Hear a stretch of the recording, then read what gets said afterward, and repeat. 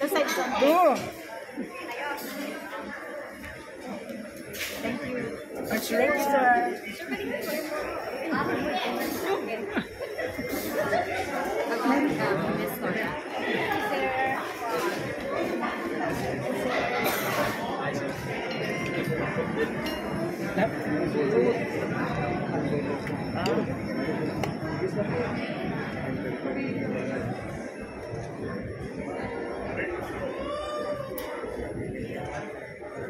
So, ano po yung pinaka-naaalala niyo bilang naging katrabaho niyo po for the longest time?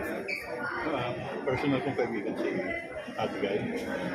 Since 1976 when I met her, hanggang bago siya sumanaw. Mabuti kami ng kaibigan. Ano po yung pinaka-memorable na Marami. can you cite one? Sa Vital Nanay. Marami kami sequences doon. At the time, medyo nahihirapan siya ang memory. So, marami niya ako pinakusap. Kuya Ben, ikaw na bahala sa akin sa mga sasabihin na lalako niya. And which I gladly did. No problem. Natutuwa lang ako.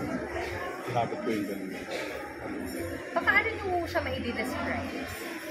She's a loving person, honest business, down-to-earth person, and the greatest actress probably. Yun lang po. Thank you, Sir Dan. Thank you.